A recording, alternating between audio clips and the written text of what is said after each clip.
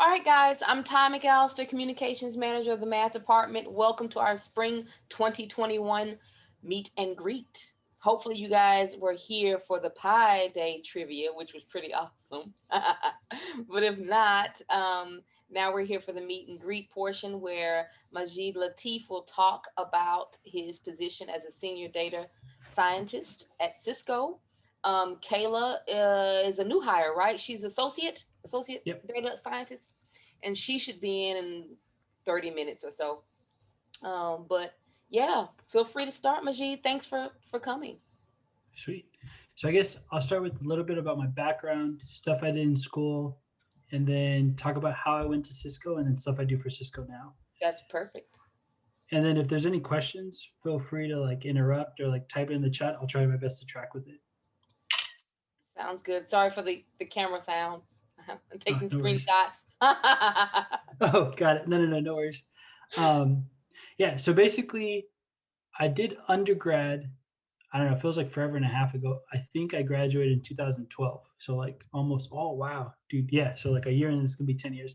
But yeah. So I did undergrad back in the math department like forever and a half ago.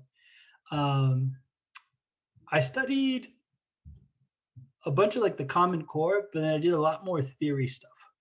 So a lot more of the analysis. I think I ended up did taking like linear algebra, the senior sequence, and then took a bunch of stats and probability, and then I also took quite a few classes with the guy. I think Dr. Johnson's retired now, but Gordon Johnson. But he used to teach the Socratic method. Yep. But I don't think there's anybody else teaching Socratic nowadays, is there? I don't think so. No. Okay. Yeah, he had super fun classes. I kind of miss those. I wish I had them more in grad school, but so did that. And then once I got done with undergrad, ended up going to UT Dallas for my master's. Um, when I was, and I guess there was like an open question when I was like finishing undergrad on kind of what I wanted to study. And I had made up my mind, I really enjoy the idea of like machine learning. And so I didn't really want to do comp sci. And it was kind of weird. For some reason, when I was an undergrad, I made up my mind I didn't want to learn to code. And then Hmm. when I got to grad school, I ended up learning like 6 languages of like how to program. Like it was kind of intense, but it was whatever. But I ended up doing my master's at UT Dallas, and it's part of their brain and behavioral science school. So they have college, or they have schools more than colleges, but it's effectively the same thing, like NSM versus the BBS school there. And what I studied was, or in a program called Applied Cognition and Neuroscience. So I did very little. I did a little bit, but yeah, relatively very little cog and neuro, and just did a bunch of the applied stuff. So two main things I studied was like the theoretical side of like neural networks.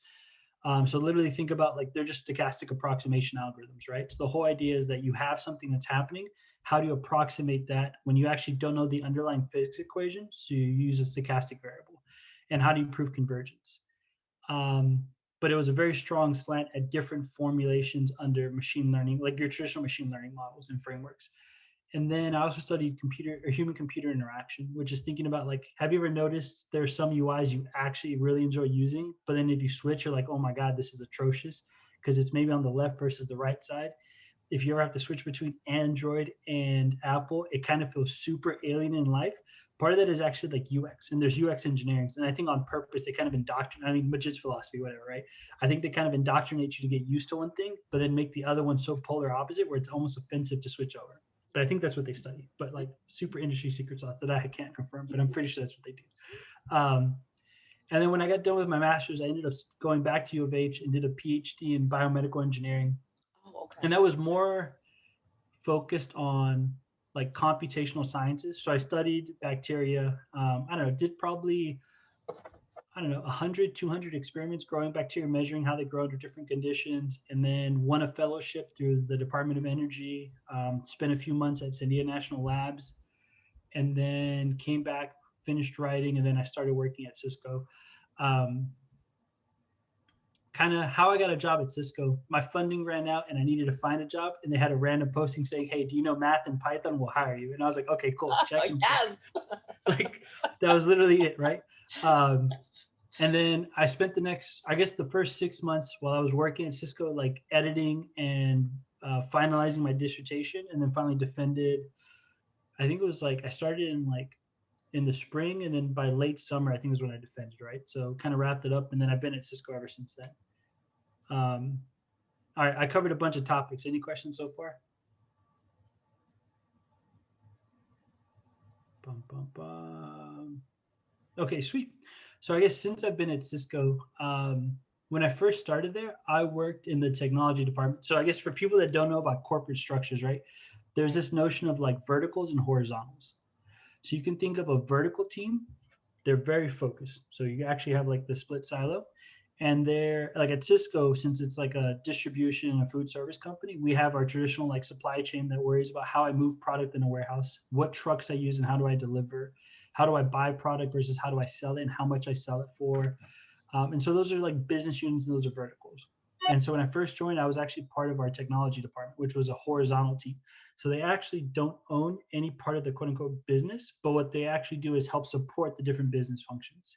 And so one of the cool parts about being on the horizontal is I actually got to see and work on different products across each one of the different verticals. So that kind of made me more of a horizontal player and just kind of built a really solid foundation. And then about 2 years into Cisco, they ended up centralizing all their analytics talent and then built a central analytics team. And then I moved in there as as the actual first DS. And then since I've been there for the last 2 years, I've been just recruiting and hiring and building up the team. And we have projects in like your traditional like recommender system. So everybody goes to Amazon. Like people like you buy this, you should probably buy it too. Type of recommender systems. Um, Stuff where we're looking at different types of like assortment. Have you ever wondered you go to one grocery store and you find what you want, you go to another one, like, man, I really wish they had it here. Now I have to go to two stores. So that's a real thing in real life for everybody. And so that's called like assortment and category management. Pricing. Have you ever realized like you go to one place, you're like, maybe not today, but you see it tomorrow, like, yo, for this price, I'm gonna buy two of them. Right. And so they get you and they're pretty good at it, right? And that's some of the math projects we work on. Then you have your traditional like supply chain, which is how do I know when it's going to get there? And how do I actually move it through all the different warehouses, make sure I actually have inventory and then get it to you in a timely manner? And then the last one is more of the, they're not so customer facing, but they're process facing when you think about like HR and finance, which are the people that actually like HR, they actually, their goal is to make sure we have enough actual people at the company to help do and run the business. And then finance, their goal is to actually make sure that whatever we do, whatever we actually expect, that we're actually making money and not losing money. If we're losing money, at least we understand why and we can consider an investment and all the other random things that come with it. And so since the last 2 years, I've been more in this centralized analytics group, and we've been working on use cases within sales, marketing, pricing, a little bit in supply chain, and then a little bit in merchandising. So that was like a very superficial and like high level like background. I don't know if there's any specific questions or if there's anything you wanted me to kind of go deeper in. No, you're good. Okay, sweet. I guess at this point, um, you could talk a little bit more about some of the resources that helped you as going through your academic career, maybe, and things that weren't so helpful. Uh, but also, of course, Kayla told me that she'll be in probably around 3:40.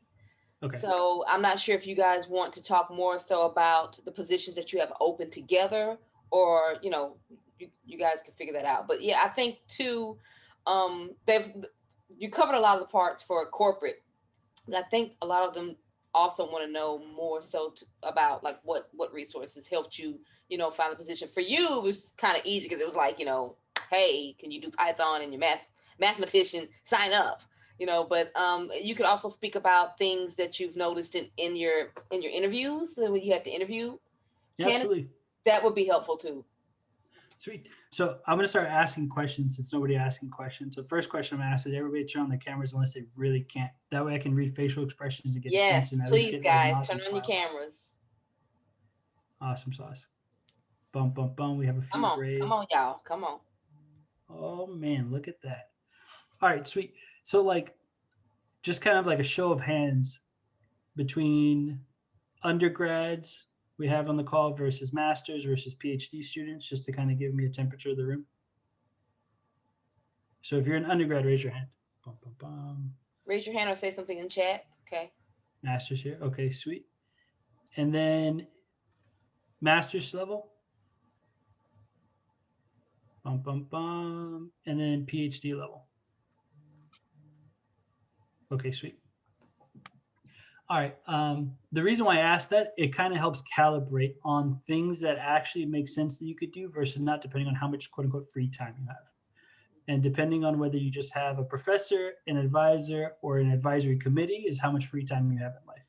Those are PhD students will appreciate what that means in life.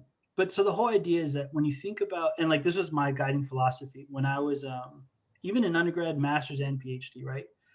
When I was doing undergrad, I was very focused and it was very naive, right? I was like, look, I'm going to be a chalkboard mathematician. I'm going to come up with a bunch of awesome equations and people are going to pay me money. It's going to be fantastic. And what I realized was probably in the 70s and the 80s, that was actually probably true because they would hire a software engineer and they would actually like code for you and help you with the computational side of stuff. When I got done with undergrad, I realized very quickly that, and I remember when I was doing my master's, one of my mentors was like, if you can't code, you can't breathe, right?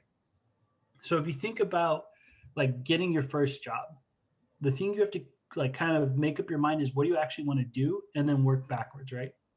So like, and there's different ways to solve for, right? Some people actually want to solve for what they do as a day job. Not just like, I want to solve math problems, but do you actually want to code to solve math problems? Do you want to worry about how to visualize the things you figure out and sell those ideas? Do you want to help teach people on how to solve math problems, right? And that's the actual like job that you want to do. So the advice I always give to people is when you think about trying to figure out what you want to do in life, first you have to have like an end state, an end goal you're trying to reach. The like super like secret tip that nobody really tells you, but it's actually super true, is you actually just go look at the JDs, the job descriptions of whatever job you want, and it actually tells you the skills you need. Like that's such a trivial thing to think about, by the way, but like literally, it actually tells you if you want this job, here's the skills you need. Mm-hmm. And so at some point, what I literally would do is like, all right, doesn't look interesting. This kind of sucks. This is actually super cool. This sounds very interesting. And what I did was I actually went and downloaded all the JDs I wanted to, took out all the fluff from the companies and what they're solving for and blah, blah, because that doesn't matter. When I'm actually looking at building a skill set to get a job, it's really about what are the benchmarks? What are the minimum requirements? And then this is where it gets kind of tricky.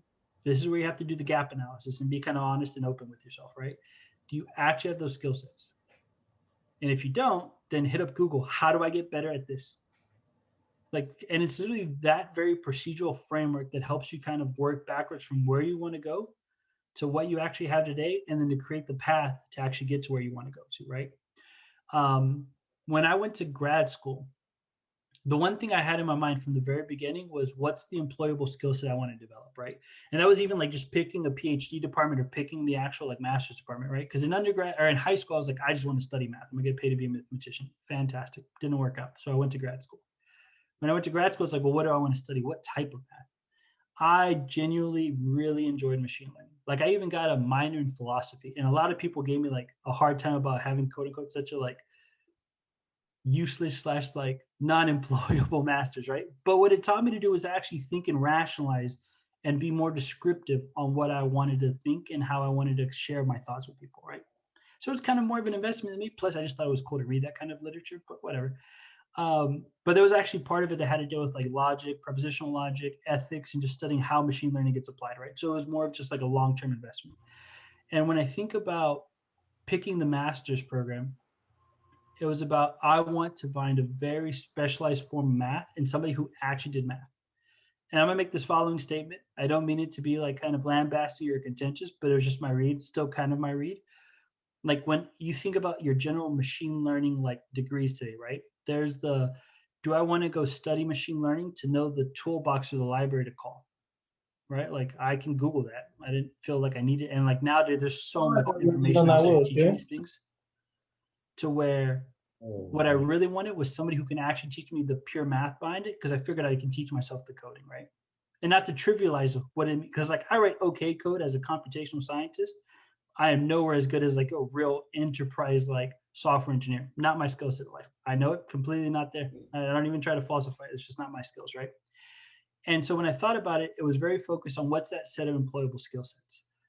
Then there's the what are you going to study in school? What type of project, what department, what thesis, what advisor, what project you're going to take on that you find interesting. Because you have to be motivated to do awesome work, right? You can do good work unmotivated. you will do absolutely fantastic, amazing work when you're genuinely interested and excited by what you study and what you work on. So the goal is to figure out what excites you and the type of projects. And then you kind of cross matrix out what are the actual skill sets you need. So it's what excites you, and then how do you have a chance to like learn and master those skill sets that are the employable skill sets. The final one is how do you prove you've mastered them to actually close out the interview and get a job offer? So like nowadays, it is a standard. If you don't have a GitHub and you don't have clean code, I'm not really interested. Like, cool, you did a bunch of awesome stuff, but that's like the bare minimum. And it's getting more and more rigorous on the bare minimum, right? And it literally doesn't mean you have to do a bunch of like side projects. You can literally just take your homework and actually go and like just save your homework on GitHub. Because, and the thing I always tell people, if you think, and like I work with a bunch of business people, right? So like take it for what it's worth, the analogy I'm going to give you. But if you think about it, if you're giving a presentation, would you ever have a title at a 45-degree, every single page oscillating around the page count? Would you ever do ugly formatting for like an essay you turn in? So why would you ever write ugly code? And it's just like, and I get it, right? Like it kind of seems like we're all going to laugh and chuckle, right? But that's actually part of it, right? It's like, how much care do you have and how much attention to detail, right? Because if you're a bad writer and you don't even care about formatting turning your essay, the teacher's probably not even going to read. They're probably just going to like guesstimate a C minus. Just being honest with you, like, like. But if you actually write really, really clean, you have a well edited, well formatted document, whether it's a PowerPoint or an essay, then you're actually probably going to do pretty good because you pay that much attention to detail. Same thing reflects in your code, right? And for the guys in here and the girls that actually have to do a dissertation, trust me, it is a pain to actually do the formatting for your dissertation. And so good luck. But it's fine. But it'll teach you and it'll make you like super aware of every doc you ever write for the rest of your life, even emails, right? And so when you think about like the reality of it, it is what interests you, what are the skill sets you need to actually get the job you want, and then how do you prove it? Right? Because like I was reading some article about like Elon Musk and how he like does interviews, and he said like, how do you know? Like, what's the one question you ask? He goes, "What is your proof of exceptional capability?" Like, show me you've actually done something. Prove it to me. That way, I don't have to like hire you, learn you can't do it, then fire you. Right? Because as a hiring manager, my goal is to interview and learn that you have the competency and the curiosity to be successful. And it's totally cool. And like nowadays for data science and for math people that actually go get a job in business or in academics or in industry or in research or in NGOs, non-government organizations, nonprofits, the goal is not to prove that you actually have domain expertise. You can go in entry level and they teach you the context of that sector, that industry, that company, but you have to be inquisitive and be clean on your feet to be able to react and learn and take in feedback. If you come in as like, oh yeah, I know this for granted. Yeah, yeah, it's like that's cool, dude. Like you have no clue, but like good luck. Life will teach you a reality check. Not worth my time, right? And so when I think about like my undergrad experience, right? I'm kind of glad I didn't learn to code. That way I went into the masters and did a bunch of like classes and like hardcore, like how to code very quickly. And I think I learned probably 6 languages at the same time. By the way, super painful, read a bunch of stuff, and Stack Overflow is like the gift of God, right? Like, oh my God. Thank God for Stack Overflow. And it's kind of funny when you think about it, but even like professional programmers still use Stack Overflow. Like it's there, right? And like it's if you take a programming in class in school, you're not going to be able to use Stack Overflow mid-test. Just heads up, so actually like memorize stuff. But it's something that's there to help you kind of as you like progress and get better, right? And when I was doing my PhD, I taught um, what was it, ECE 1331 or not ECE BioE 1331, which is like the intro to MATLAB class in the bioengineering department, right? Like so all kinds of random things in there. The people that actually spent the time to learn MATLAB and connect the dots, they're very procedural thinkers. They were able to actually decompose, and it, like that's the whole punch in, right, for that class. It has nothing to do with the fact that you can take like a cosecant and then approximate it into a plot that says like ups and downs, right? Like who cares about that? The whole idea is, can you actually start decomposing a problem into tactical outcomes and tactical steps, right? Because like And this is like one of the fundamental theories for the people taking like real analysis, right? Like if you're actually trying to build a trajectory or if you're trying to connect the dots, like in balls versus spears, and I'm sort of forgetting like the technical definitions, but the whole idea is that you have to have some kind of like conjecture to prove that there is enough or there is a closure there to show connectivity. So you actually have to build the intermediate steps. And if you get stuck, that's when you can lean in to Stack Overflow, ask people for help, or kind of iterate and think and push the thinking on it. But the whole idea is if you can decompose a problem into small, manageable steps, you've actually won the game. It could take you forever and a half to get through all the steps, but the fact that they're actually like tractable individual steps, you've won. All right, I've said a bunch of like random knowledge and random like advice stuff. Any questions so far? If not, I'm gonna start pointing at people and asking questions or make up questions for people. So I do have a question, if you don't mind. Yeah, absolutely. My name is Miriam. So how do you show off, or in an interview, you're supposed to show off your skills. So how do you show off your problem solving skills if your computer science or coding skills are not like excellent? So think of the difference between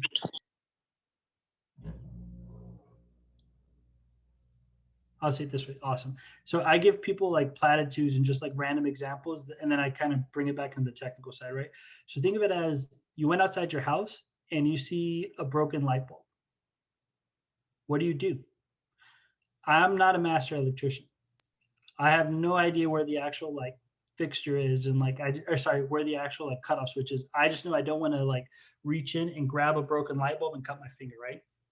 So what's my problem solving skills? I need to find a way to safely get it down. I need to be able to reach up there and disconnect the light bulb.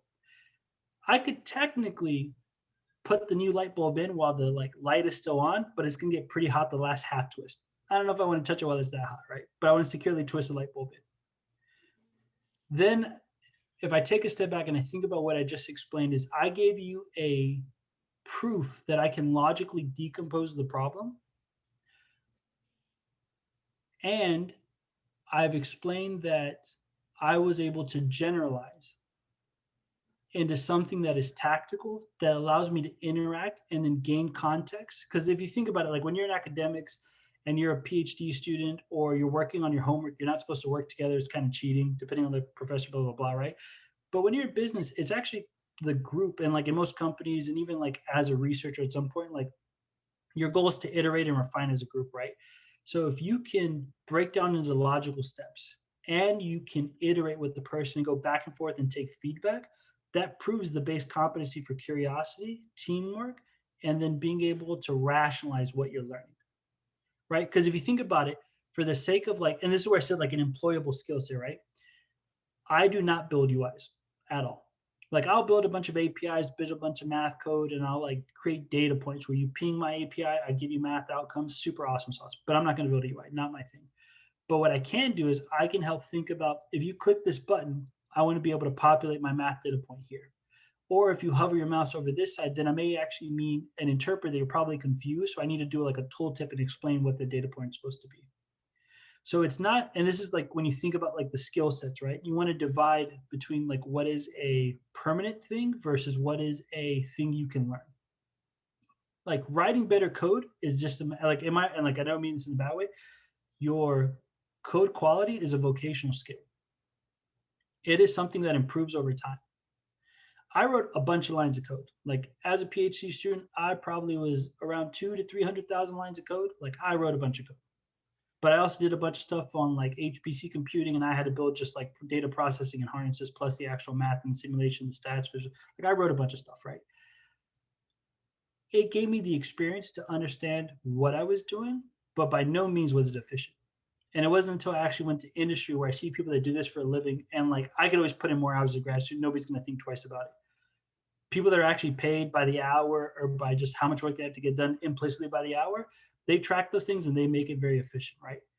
So when you think about like, I didn't have the like base skill set. Like one of the big things now is a common thing is like pandas, right? For data frames. When I was in grad school, I wrote literally all that from scratch. Like an actual string parser per data frames as if it was a flat file. I literally should have just learned pandas, except I don't think pandas was that mature, but I think it had enough base functionality back in the day. But I wrote a bunch of like middleware that I shouldn't have written, right? Should have just used the base libraries.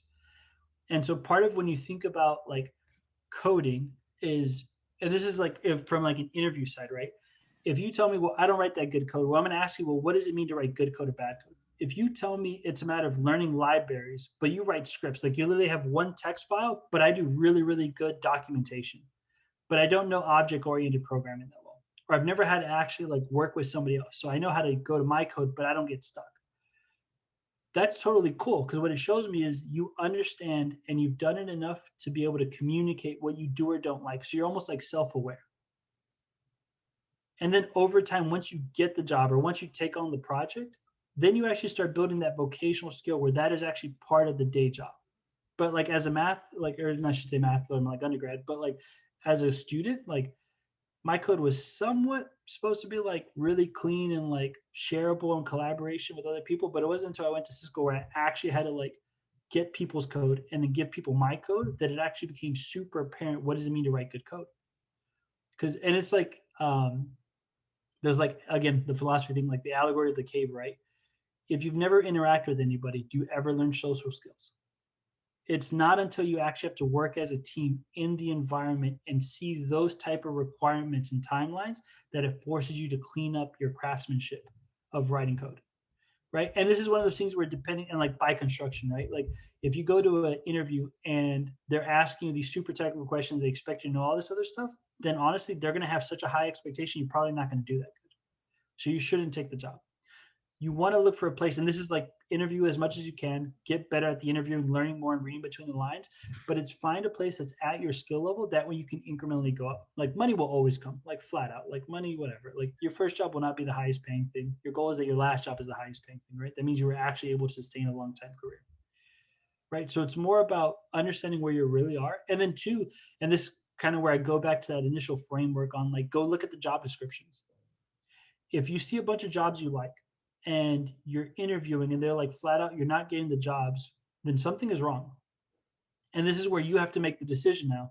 Do you want to lower your expectations? Because like when I think about like the data track of just like expertise and skill sets, there's like the data science, then there's data engineering, then there's data analyst, right? To where if you are pretty good at scripting and know the basics of stats and visualization, then take a data analyst role for a year and then build your chops. But take it as a point to where you have a job, you're getting experience, and that in that data analyst role, your goal is to actually build your foundation to jump off into a data scientist role. Right? Because the last thing you want to do is say, okay, cool, I found like a very low end of the bottom place that just barely let me scrape by into a data science. And yeah, there's like the money thing for a year, whatever. Like you're not losing that much in the grand scheme of things with taxes and everything, right? Like just literally being full circle about it. Titles, resumes, like whatever. The whole idea is that you found a place that gave you a platform and opportunity to build your skill set. And then it comes on you as the individual to actually understand, this is what I actually want to solve for. This is the skill sets I need. And now I understand, do I actually want to make the investment or not? And that's like one of the critical things you have to think about like in life, right? As you get older, you're going to figure out, like, especially if you've gone to grad school or did the PhD, do I still want to keep doing this? Am I cool to keep them in and out? I just don't really sleep, so like it doesn't bother me that much. Maybe once every week and a half, I maybe crash for the night and go to bed. Besides that, like I just do the whatever hours of sleep, right? And so when you think about it, like it's, when do you want to stop learning? I mean, you should never technically stop learning, but it's like, when do you want to start like the actual step change, not the like incrementals, but the massive step changes? Because there is a time investment. Life comes on, families come on, and that's kind of the trade-off that you have to have, right? If it's not working out, then, and this is where I mentioned about the whole trajectory mapping, right? Like a lot of times people have a, oh, Kayla's here. Kayla, let me finish this idea. And then I'll like, if you want to do an intro, if you want to intro now and cut me off, it's totally cool. I won't be offended. But you have to turn on your camera, or are you not? I don't know. Laugh out loud. Sorry, guys. I'm like this in my head. So like, I just read out loud. Eye patch. Okay, cool. Kayla's probably not going to do video camera for now. I think she had like a procedure done. So she's alive. She's breathing. We trust. She can chat at least. Go ahead and finish your thought. My bad. No, you're fine. But you know, so basically where it's going, where I was getting to was just like, when you think about what you're solving for, there's that reality check of, are you getting where you want to get to? Right. And then do you need to make changes?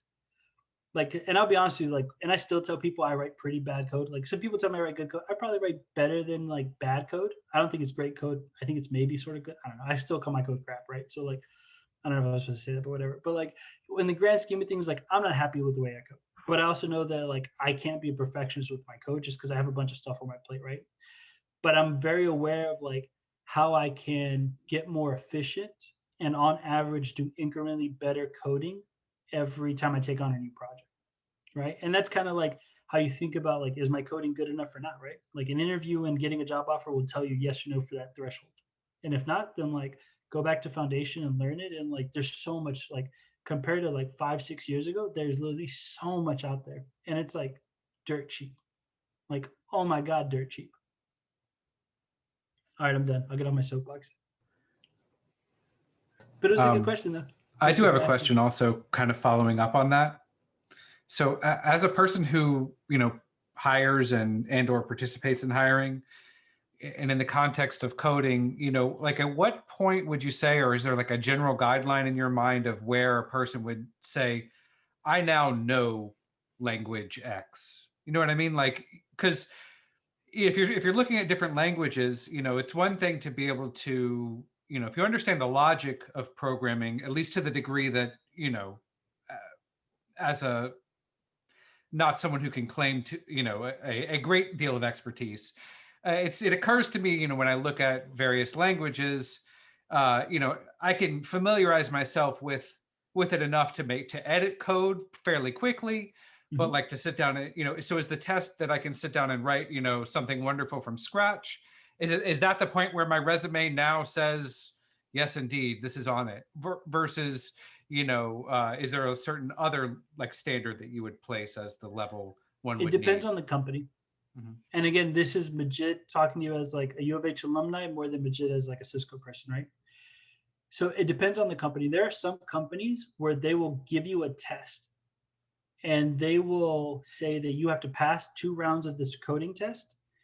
And the coding test is effectively a brain teaser of a bunch of data structure and algorithm, like year 1, year 2 of CS. And if you don't pass it, they're not going to talk to you, right? And those companies pay a good amount of money. So like, and like I've taken the test. It literally took like, and I didn't like, again, math undergraduate, so I never took those classes. I took intro to programming 1 and 2 when I was doing my master's at one of the JUCOs in Dallas, but that was about it. Or no, I think it was at San Jack. I did the online one. But basically like I took those, I learned some of the basics, but for those type of companies that actually require a skill set test, it's literally data structures 1 and 2. Like if you literally go to half price book, and like the book I bought was on like Amazon, which is literally like if you do SQL, if you do C#, if you do Python programming tests, but effectively it is the commercialized version of data structures and algos from your sophomore year of CS. And if a company wants you to do that from the get-go, they're going to be super honest. You have a coding test, and this is what we're expecting. There's websites you pay $7 a month, and you can go take the brain teasers, right? There's probably like 150 to 200 like data structures and algo questions. So if you sit for a month and do 5 a day, it's not hard to get through. Like at Sysco, we actually don't do a programming test. For me, what I'm more worried about is, can you write code in general? Like we've standardized, and like I knew what I was solving for when I helped design the team. I wasn't looking for actual really good software engineers. I was looking for quants that are quick on their feet, they can think, and they can help solve a business problem. So I'm more worried about your actual like rationalization capability to swoop into a situation and kind of piece together custom math more than coding. I've actually like simplified and like standardized the way we write code in our projects to where you don't actually have to know object-oriented programming. I already figured it out. I figured out my deployment patterns with PT. It's just more of fill in this with your math and then move on. But I knew what I was solving for, right? And that's where I made the comment about interviewing, and you'll find a place that actually works for your skill set. It's not just, oh, I didn't work for this one place, and this is supposed to be the highest paying plus. Yeah, plus one of the coding set. Yeah, it's a thing on the coding standards. But and it's like you actually just need to interview, and you'll find a place. And but if like for me, right? Like when I was an undergrad, I interviewed at 100 places. Or no, I applied to 100 places. I probably interviewed at 3 or 4 places, didn't get a single job, and I was like, all right, I'm going to grad school. But I knew I wanted to do math as an actual person in the industry. I just didn't know the code. And that was the only reason why. If I had any like chops in coding where I could even write 5 letters and like get a plus in mine in a hello world, I probably would have got a job. But like that was just Majid naive at whatever, right? And so it's more about the company, their expectations, and then honestly, do you enjoy it that much? I have people on the team that actually don't care to know anything about coding. They just want to solve math. And I have people that fight tooth and nail on coding standards because they actually are like hyper passionate about coding standards and like being Pythonistas and blah, blah, blah, which is totally cool. I need both sides of the team, right? So I don't know if that answers your question, sort of, but. Well, yes. I mean, definitely. Thank you. All right, Kayla, do you want to do an intro? And by the way, Kayla, I have to leave to talk to Tom in like. Yeah, no problem. I had a Before. feeling we would just like split the time. So like feel free if you have to take off, like I don't mind answering the rest. Then I can be honest, right? Yeah, I mean, as far as I'm concerned, you're a UH alumni. That's what you're solving for. True. Okay. Hi, everyone. So my name is Kayla. I really wish I could show my video, but I had like a really quick procedure and I have an eye patch, so I look like a pirate and I don't want to show that I look like a pirate. So I did my bachelor's in mathematical biology. My master's is in applied math and my PhD is in math. And I just defended my PhD in 2019. My advisor was Dr. Annalisa Quaini. And so like, if you look at my path, I didn't know I was gonna do math. I definitely wanted to do biology and probably biology research, but I found out that I do not like experimentation. So a professor in the biology department, Dr. Azevedo, actually, I worked in his lab for maybe half a year and I realized I really liked programming. And so I learned Python. That was already maybe like 2013, right before I started at the University of Houston for grad school in math. So throughout my whole process at the University of Houston from 2013 until 2019, it was a huge transition for me being from biology because I didn't have that analysis background. So I really worked my butt off to like get on the same level as my pure math homies. But yeah, I just really loved the computational aspect of math and what you can do with math to solve problems. I took a detour right after I defended, but because it just seemed like a really good opportunity, I did a postdoc with the MIT Mapping Lab where we were looking at common core state standards and trying to build a kind of network model of those standards. And then it was just for 1 year and it ended during COVID. So it ended last year, September. And I saw somebody in the chat was asking about how important networking was. And I'm just gonna like +1 that because I was getting a lot of auto rejects because my research was not data science. My research was computational fluid dynamics. And it's not like a sexy topic, you know, as hype as data science is. So when my resume would make it through these like application tracking systems or whatever, the ATS, I just kept getting the emails that are like, oh, I'm sorry, we're not considering your resume. So in the end, I ended up, so I wasn't sure yet about data science. So I decided to talk to people within my network. And I happened to know Majid through my husband because they were in grad school together in like 2013, I think, Majid. But I knew Majid was working at Cisco and I was asking him and other people within my network, like, what do you work on? Like, why data science? Is this like a career for me? Am I gonna like the day-to-day? Am I gonna feel motivated to want to go to work? Like these kinds of things were what were important to me because by the time I finished my postdoc, I realized that I didn't like being in academia. I didn't like how slow it was. It just didn't make me want to wake up and start solving problems. And so when I was making my transition from academia to industry, that's why I talked to my network. So I never network with people to ask them like for a job. I never do that. My questions are always like, can you tell me a little bit about your career and like how you got to where you are? Because then it helps me have a better understanding of, okay, what are ways that I can do to make myself like be the ideal candidate, or what do I need to work on so that I can prepare for this career path? And eventually, like, I think I ended up interviewing, when did I interview? Maybe like November. So I just started this job like in December. So from 1 month out of my postdoc, I already was able to have an interview with Cisco. I will say I did pass the screening call for Indeed.com, but I could not pass their coding exam, you know, the quiz. Like some places they make you take a quiz, and I sucked, like I sucked bad. And so I knew I couldn't, I would have to prepare it a different way if I wanted to approach those kinds of companies, because they really want these people that have been studying like the computational complexity of certain algorithms. Like that was not what I studied. I came from PDEs, I came from numerical methods. This is not what they were testing in those coding exams, those HackerRank exams. So yeah, that's why really the networking, it helped me to learn more about the career. And also it helped me get my resume read, right? Because sometimes these bigger companies, when you submit your resume, so tip number one, do not use Latex to do your resume. I found out that my resume was not getting read properly because I latexed it. So I have a resource for that, Ty. Remind me to give that to y'all.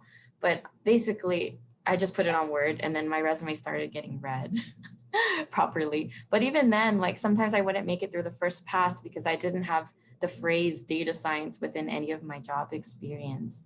So yeah, that's that. But I can answer any questions about what am I, wait. Oh, so let me talk about what I like and what I don't like about the day-to-day. So I thought that the scariest thing would be like the technical part. Like I thought that would be the hardest part. That's a different question. Oh, what was it, Megan? What did you think I said? Who's going for a walk? Oh, so anyways. As though there were like already something planned. Okay, sorry. So what I do like about my job is there's like our team is awesome, like our data science team. So Majid is my manager. I don't know if I said that out loud. So Majid is my manager, and it's me and 4 other data scientists that are working on pricing. And our team is really great because like they are my resource. I only started a couple months ago, and now today, I don't know if you saw that email, Majid, but I just gave my first deliverable today, which was like pat on the back. Yeah. Okay. Way to go. Yeah, like it's really funny the timing of this panel, but yeah, And I gave my first, and it was on time. But like I really leaned on like my coworkers that had been there like just a year before me, but I learned so much just by going through this whole process. Because I think from the beginning, I thought I was just going to run the code and we're done. But no, like I really learned a lot about how the history of how the code came to be, because there's like artifacts within the code that like, oh, we were like, you know, it's a dynamic process, this pricing project. So a lot of things change pretty quickly. But yeah, I love the people that I work with. The thing I don't like about the day-to-day, okay, so you guys know about this snowstorm, right? So this snowstorm like threw off a lot of things, because at the time I was trying to clear up like some tasks with some external team members.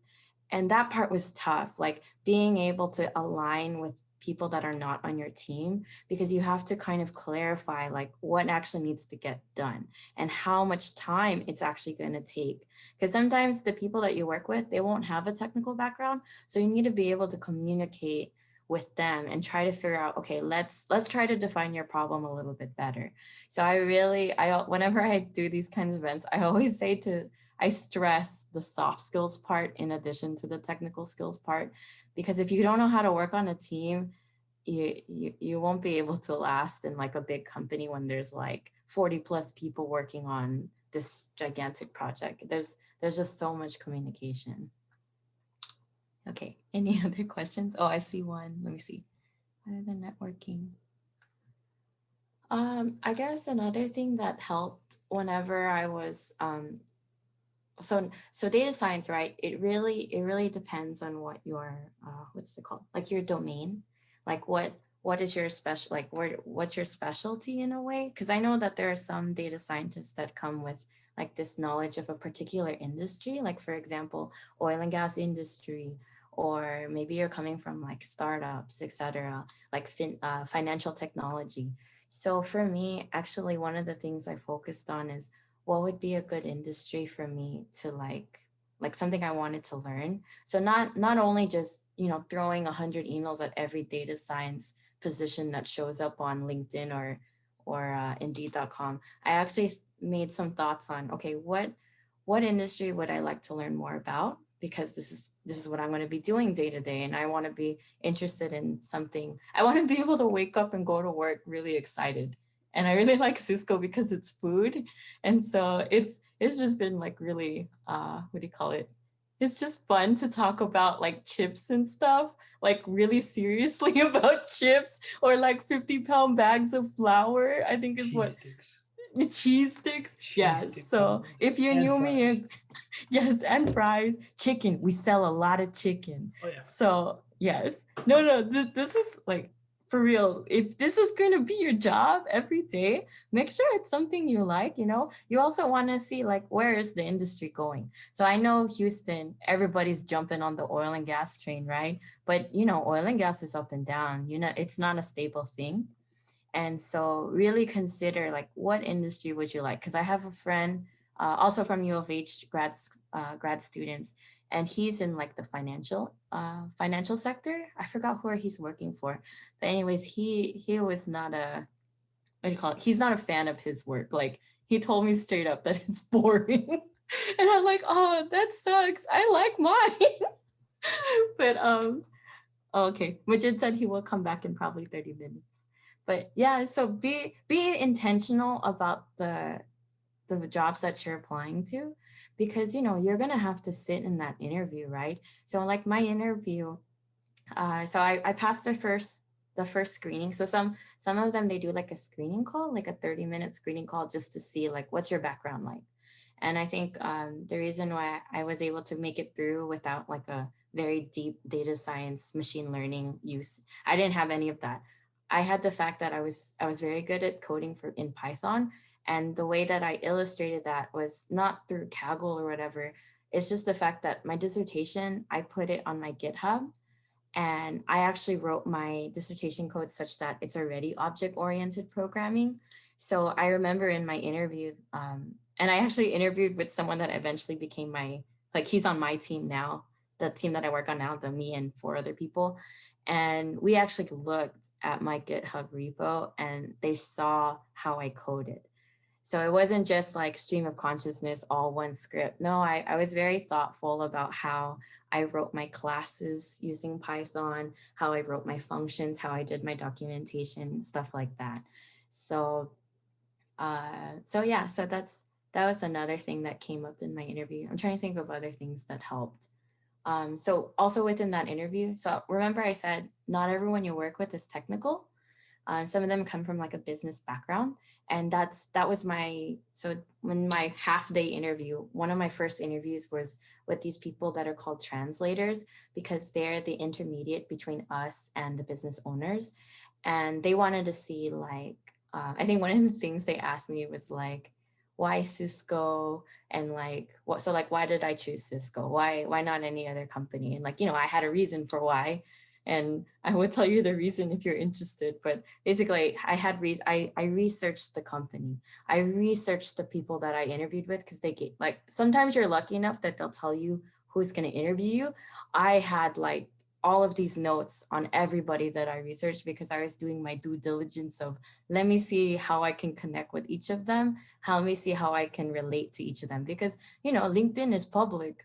So this information, you can get it. And it just also shows you're really intentional that you really want to get this job. Like, what do you call it? I'm trying to think. Yeah, so that was another thing that helped me in my interview. The technical part though, I feel like I prepared for all the wrong things. I really wish Majid was here, because I really think that the technical part was not what I expected, because I was like preparing all of these like machine learning algorithms. I was like reviewing the Andrew Ng course, and then I found out that it wasn't even that. Like they were just, I think Majid probably touched on it about how he cares about problem solving. And like they presented me this question, and I felt kind of bad because I taught business cal, and it was business cal concepts that they were asking me to explain. And I was like, crap, I'd studied the wrong thing. But I mean, I was still okay because they wanted to see how I rationalized through the problem, how I worked with them. Because this is actually how we work now. Like me being 3 months now into my job, like these skill sets like have really shown through, where we're really like talking through problems, clarifying what is the problem statement, and then kind of defining the tasks that need to get done. So somebody asked me, oh, how many stages? Okay, so for mine, I think it also depends on who's available, but I basically had like a screening call, and then it was like 3 stages, and luckily they booked them all the same day. So my first of that half day interview, so after passing the screening, my first interview was with the business translators. The second one was with people that had my job title, so like the other associate data scientists. And then the third one was like my technical interview. So I would say 4 total because of the screening call as the first one. You can type it in the chat. I'm like reading with one eye. It's pretty sad. Is there any other questions? Sorry if I like go on too. I like talking. Hey, Kayla, this is Sean. Hey, oh my God, hey, Sean. My question for you is, did you feel that your degree is needed for the job? Because data science, you can go to boot camp, you can go to mini course and all that kind of stuff to get the technical skill to be in the data science field. So do you think that master degree or even PhD degree is needed for the job? Let me think about this one. Okay, so I will say that the people on our team, they all come from very different backgrounds, but majority of us are like STEM. Like we came from a quantitative background. Like one of my coworkers is from like nuclear physics. But then I also have a coworker. So the nuclear physics person, they have a PhD, but they had the fact that they can understand data and they had programming skills. Like these are really important. But I do have another coworker that they just have their masters and they're like really, really good. Like I never realized how important SQL was until I stepped into this job, because it's not something we think about, right? Like I feel like a lot of us prepare for those data science interviews where it's like coding heavy with Python or whichever programming language they let you program in. But SQL, I feel, is one that is also just as important, because you need to be able to query these databases. And so you can develop these skills inside or outside of a boot camp. Like I was definitely considering a boot camp last year fall. Like if nothing happened in like the next 2 or 3 months after my postdoc ended, I was thinking I was going to try to join like General Assembly or something. But that's why I really leaned on my network to try to find those job opportunities. Just trying to find a way to get my resume read was the most important part, because I knew that if I stepped into that job, I can learn whatever the hell they want me to learn. And that's something that I always hype about being a math major, is like we learned how to do like the most abstract stuff. Like I still remember taking complex analysis with Dr. G, and that stuff, like I cannot tell you about it now, but I suffered and got through the prelim exam for that one. And I always tell people like, hey, if I can do that, I can learn whatever I need to learn moving forward. And it's like a really good mindset for like trying to kind of advertise, kind of sell yourself, right? Because you're trying to sell yourself. Most people, when they see a math major, they're thinking XYZ. They don't really know what you know. So you have to really like sell yourself on why should they invest money in you? Why should they take time to interview you? So yes, you could do the boot camp, and it's up to you, like if you have the financial capacity to do that. But I will say leaning on your network is also important too. Suleiman asked, you did not do any SQL. No, I actually didn't do any SQL in my technical interview.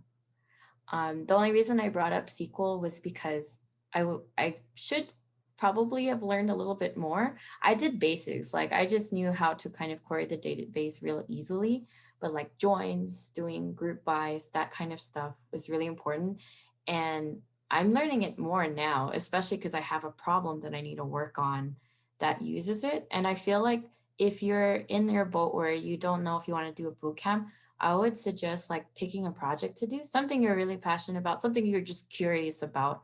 Use SQL, use Python, because you just taking that and doing machine learning course and not doing a project that you're interested in, it doesn't really mean much compared to you, like, I don't know, look, maybe you download the database about the, like if there's COVID-19 data, like that's so relevant right now. Say you just want to kind of play with that data, then it shows more because it's something that you actually care about and you're learning tools to tackle that problem, so that when it comes that you have to give an example during your interview, like for me, that would have been like the interview with with the people that have my job title. Like I was able to tell them about a problem that I worked on and how I used programming to solve that problem. So then that would be a great time for you to talk about that project and like what you did, like present the problem, how you used XYZ tools to solve that problem, what was the result. Hey, Kayla, I have a question. Yeah, sure, Johnny. So thank you for coming, and thank you, Majid, also Majid, but he's not here, but give him his thanks for me. I had a question about, so you said you came from a math background, a math bio background, Yes. and now you're working at data science, and you said that on your team there's a lot of people from different backgrounds, and you kind of touched upon this. What kind of skills do you see that we mathematicians have that might other STEM degrees might not have?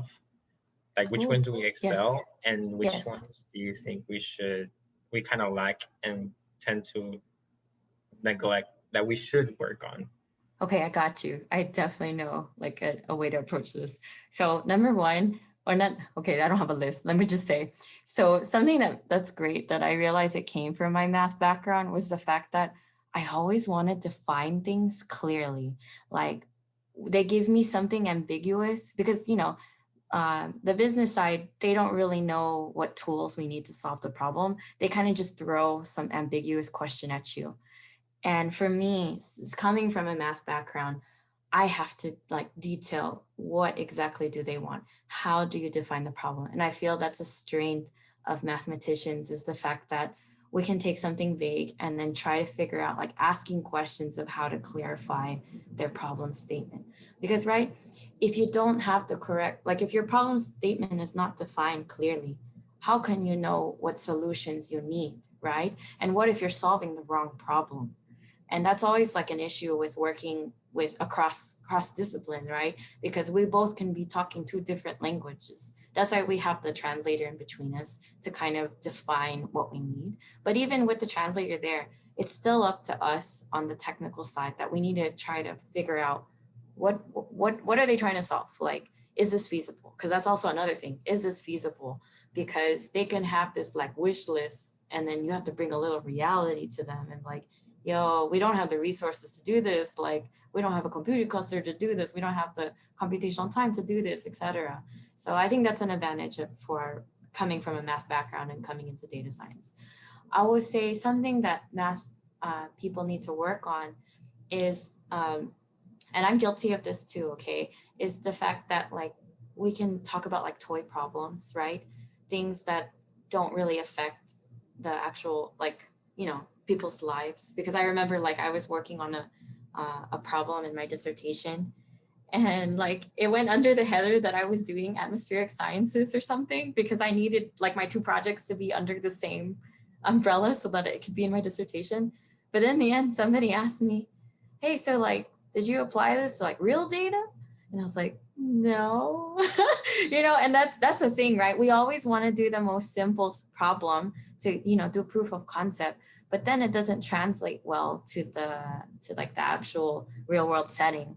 And so I definitely think for math people, especially if you want to come into industry, being able to work with really messy, noisy data, it's definitely something you can start working on now, right? We have so much, like, I remember when, I think I went to like a women in data science conference, and one of the speakers was talking about how you can like learn like you can find web scraping tools online and like scrape like Yelp data or something, like something that you're excited about, like scrape it. And I think actually, I think it was like the month before I started chatting with people about data science, I did a hackathon that was, I think it was led by Women Who Code in Austin. So I live in Austin. And in that hackathon, we were scraping data from the Bexar County Appraisal District's database because they don't let you download it. They don't let you download it exactly. Like they have this GUI thing. And so on our team, we wrote a code that does like clicking so that we can like download all of the files and then concatenate it to create this this file so that we could do some analysis. And I think the whole hackathon, like the 1.5 days of that hackathon, we basically were just cleaning up that data because that's a big thing too, right? Sometimes you have to be the one to clean up your own data. And that's like if you take biostats or statistics at UH, sometimes you just get the nice data set, right? And you're like, oh, cool, everything's full. There's no nans, there's no missing data.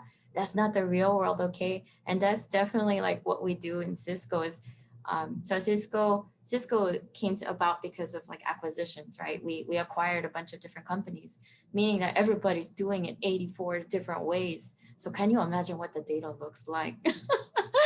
So like, luckily that's not my job, but there's another team that works on just that side. So I hope that answered your question. Yeah, thank you. Thank you so much for answering that. And I had another question if nobody else has a question. Okay, so you mentioned hackathons and you know, so hackathons, yes, like I feel like we should attend those, but then there's also like this intimidating factor that, oh, software engineers go into those hackathons, computer scientists go into those hackathons.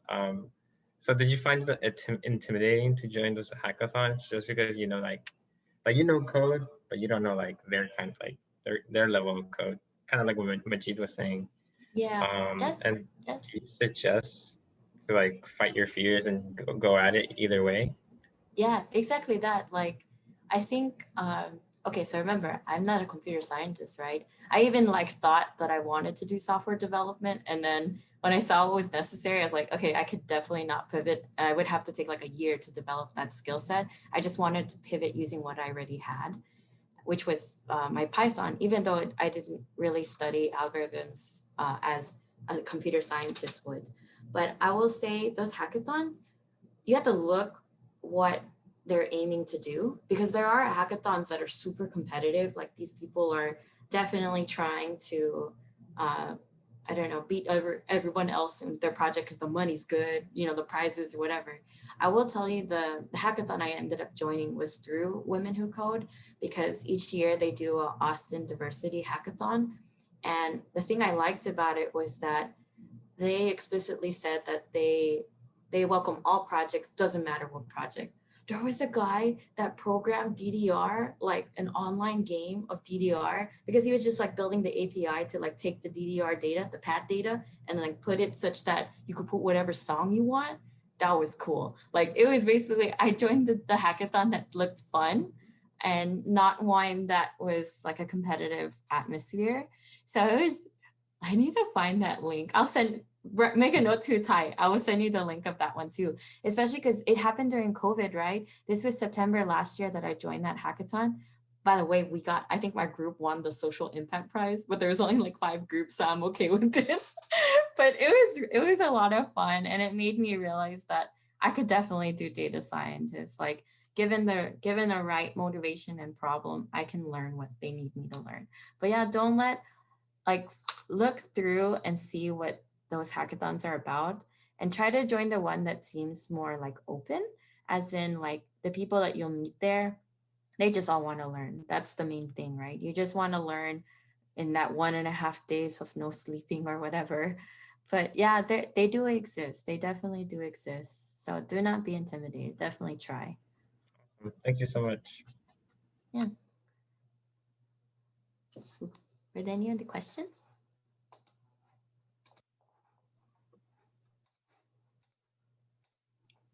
Oh, I asked a question if you don't mind. Yeah, sure. Go ahead, Sean. Um, so you mentioned, well, actually I have two, it kind of related. So you mentioned SQL and Python. Yes. Other than the programming or languages, um, what skill did you learn from college that help you in your future or at least in your career right now? Like, are you talking skills directly from the coursework?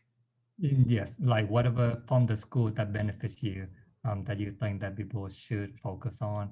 I Taking will that. tell you, I think thinking about school as in if I learn PDE numerical methods, this is going to translate to my job at XYZ. I think that's the wrong approach.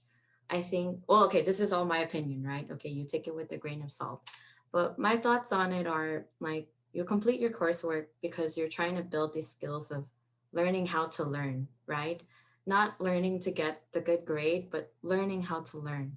And that's a big uh, I guess it's kind of like a growth mindset thing that it's not about getting the A's because I will tell you, I failed a lot of classes. Okay, not failed. Okay, I did fail, but okay, like a couple C's here and there. One of them, I think Dr. Yosich knows, I got like a C in mathematical biology, no regrets. But the big things that I did learn was learning to work with others actually. Like I remember during my first 2 years of grad school, I came from biology and I didn't have an analysis background. I learned to work with my classmates. Like I learned to work with my friend Mo, my friend Nico's, and they're like mean guys, but they're not mean. They're nice. But I learned how to work with them because, you know, being able to communicate your ideas, that's another way of learning. Because just because you learn for yourself, it's different when you teach somebody else, because that kind of reinforces what you're learning. So I will say that these are the soft skills that I developed because of the coursework that I went through. So I will tell you, I definitely cannot repeat any complex analysis proofs right now, but I still remember that I passed my prelims because I worked with others, because me talking through the theorems with my friends, it really helped to reinforce the knowledge for me so that I could pass those exams. But those skills definitely translated to my job life because I have to be able to work with people that have so many different backgrounds, right? Especially non-technical backgrounds. And I keep emphasizing the soft skills because of the fact that like the snowpocalypse thing, I had to clarify this task that my name was pinned to. And it wasn't until like this week that finally I figured out what is the task. And today I delivered on that task. But it took time and it took a lot of patience in order to get through that. And so having those soft skills that I developed from my coursework really helped me. Kayla, would you say that in your dealings with other individuals and your colleagues at work, do you find it very similar to teaching when you were a TA? What's Oh the yeah. difference? What's the difference between when you were teaching as a TA and teaching or collaborating and communicating with your colleagues now? Yeah, I was just about to ask about this. How important was your time spent as a TA to your professional pursuits? Uh-huh. And is there anyone in particular you'd like to thank? No, I cannot thank James because he always ruined my nap times in the afternoon. So, but I will say, sorry, I know James because he was my instructor of record when I was his online TA. But I will say I really loved being a TA because it really gave me the challenge of learning how to communicate complex ideas, right? And I would say the only like obvious difference between teaching and working and collaborating others is that when I was a TA, technically I was like just a delta above the students. I was not like super above, but I was just a delta because I was the one that graded. They didn't grade themselves. But like in the way that I communicate as a TA, it translated to how I communicate when I collaborate with people that are not in my field, right? Because a lot of times, I remember hearing from like my coworkers that are not technical, like they told me, oh, like the data scientists, like they would tell me like, oh, I'm really dumb. Like, can you explain it to me like really basic? And I'm like, no, it's okay. Like, you're not dumb. Don't even think about that. I will tell you whatever you need to know. You know, like I always approach people, like whenever people ask me for help, I always approach it like, okay, what part do you need clarification on? Like, I'm not going to hit them just because they don't know X, Y, Z. I always ask them, and I don't mind whenever they ask me questions. I'm like, oh yeah, no, that's a good question. Like, if you don't know, ask. And that's like a very big thing that I do myself, right? If I don't know, I ask somebody. Because if not, it's just me there sitting there trying to figure out, doing the same mistakes over and over. You need some kind of input to kind of change your perspective on the problem. And so if I'm able to do that for somebody that needs help, then I do it, right? I think, did that answer your question? I think if you read between the lines, yes, it did answer my Yes, question. yes, you did. Okay. It was a pleasure working for James West. I was not paid for this statement. Any other questions? Oh, hi, Dr. Almus. Is it funny? I still call her Dr. Almus. I still can't call Dr. Ott Will. I still call him Dr. Ott. Any other questions? I have one more question. You said that you were doing your resume in Latex at first, and then you did yours in Word to kind of like bypass the ATS. So I feel like that's a big hurdle, especially like if you're just applying from online. Are there any From a what? tips? If you're applying from online. Oh, okay. Yes. Yeah. So Any do you have any? tips? Yeah. Do you have any tips to like what? Because I think Majid said that he reviews some of the resumes, I guess, because he's the hiring manager, Yes. and what kind of what entails a good resume? Yeah. Okay. First, let me drop a link into the chat because like this one was a game changer for me. So I think it's a startup too. But one of the biggest things I learned, I have a couple of my husband must be well connected, but I was asking my husband's friends. One of my husband's friends, they work for Google HR, and I asked them their opinion on like my resume, and I legit like had my CV and just put it in Word, and they had some comments for me. And a lot of the comments were such that, okay, so step one, you can't use the same resume for every job title for every company, right? Those things are different. And if you think your resume is gonna be like the one for all thing, it's definitely not, because they're looking for things. And one of the tips I got from one of the HR friends was they told me, take the job description, and they told me like, take each sentence and put it like in an Excel sheet, like on the first column. And then the second column, think about how your background addresses what they want. And I don't say this such that you're able to get 100% of those rows filled. I'm saying it because they're going to ask, right? They're going to say, why you? And you may not have that translatable skill, but you have to have a way to say like, hey, like I can build the skills to get that check, right? And another point to say is that you don't need to be 100% of those things they want. I feel like a lot of times people don't apply, especially like women and people of color, we don't apply because we think we need to have 100% of the requirements. But actually there are people that apply with much less, right? As long as they're able to sell themselves in that interview. So that's another tip, is that just apply. Of course, don't apply blindly.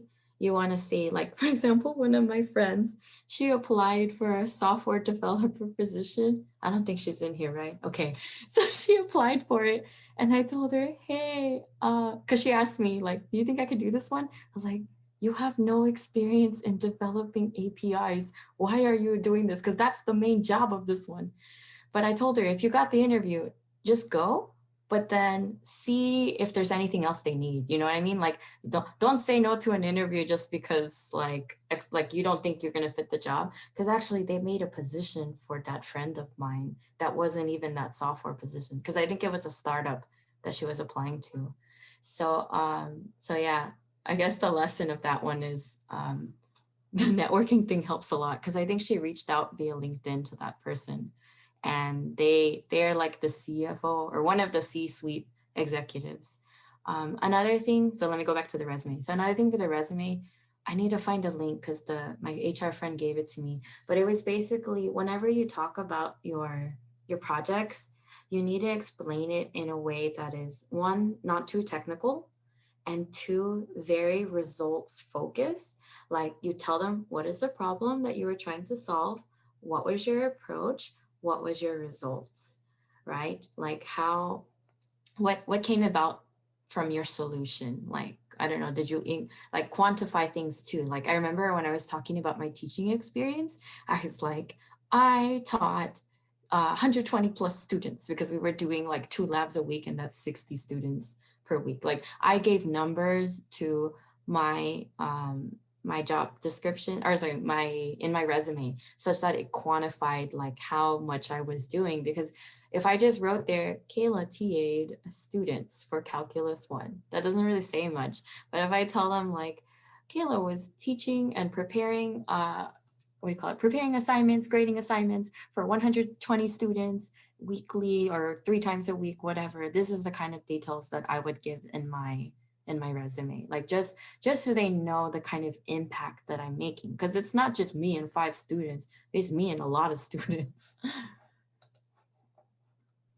Awesome, thank you. And then this link that you sent for us, is this kind of like a resume optimizer? Yes, yes, it does a check. Like you could do a sample, or like you put the job description and you put your resume, and it does like a kind of matching. I'm pretty sure it's most likely using some kind of machine learning. But like, yeah, it does like some matching such that it can tell you like what keywords it thinks. But remember, this is the machine, so it's not that smart. But so you use your own judgment too.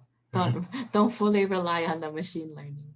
That's true. Okay, thank you. Oh yeah, so Suleiman wrote it there in the chat. The problem was X. I was able to use Y method and achieve C result. And especially if you're able to like say how you made an impact on the company or the lab or whatever, like you can, like, I think I wrote like if my dissertation like was published in a journal and I presented in like 5-10 conferences, whatever, like you can quantify those things too, just to show like what you've been doing, but with numbers.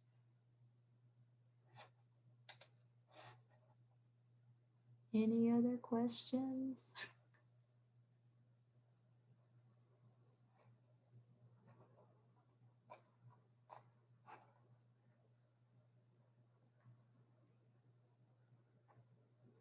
Looks like we're good. I don't know if Majid is coming back because he's very busy. But I will say, if you have any more questions, feel free to reach out on LinkedIn. I think Ty put it on the event details. So like, feel free to reach out there if you have any questions. But yeah, thank you for having me, Ty. It's always really nice to come back to U of H. I always laugh because Ty like gets me for everything. I was here like 2 years ago because of my postdoc, and now she got me because she found out I got a job at Cisco. Thank you, Kayla. Yeah, thanks for coming, guys. Thank you. Thank you. It was nice to hear from you, Kayla.